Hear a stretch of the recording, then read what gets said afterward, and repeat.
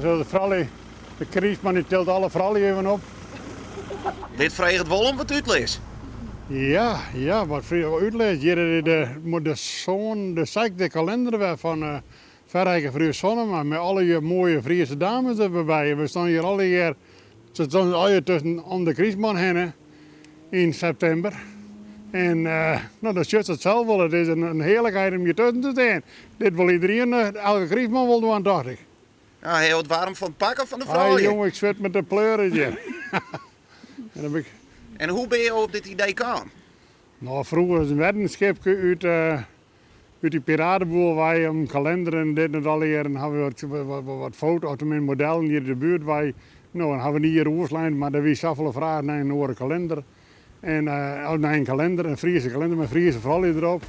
En nou ja, toen hebben we wat adverteerd. En jou zeur hier al hier weer naar uit, denk ik? Geweldig, dat was je net nu uit.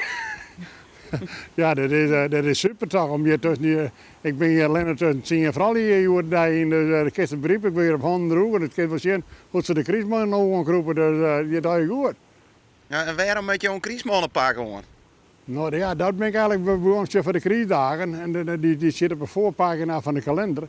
Nou ja, dat hadden we met de Kriesman te pakken. Het bedrijf was uitgekregen wat de oorzaak. Ik heb mijn bedrijf nooit verkocht om beeld daarna. Dus en per 1 augustus. Maar hij zei al deze kalender willen, maar hij zei die moet al terug in. Want hij zei er is zoveel animo voor, dus dan moeten we even zien hoe we er doorgaan. Misschien voor 2020, misschien komt er ook dan 2018, dat weet ik dus net. Baby, can you breathe? I got this from Jamaica. It always works for me to go to the Ja, nou ben er ook wel wat jongens, denk ik, die wil ik wel zo'n kalender hebben.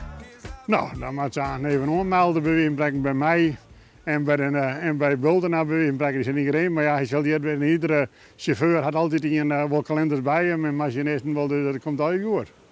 1, 2, ja! Oh. En wanneer kunnen we de kalender verwachten? Nou, ik dacht eind oktober.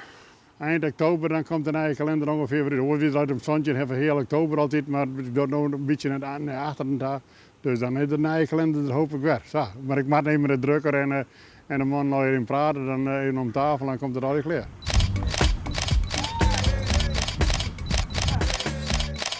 Goed eromheen slaan.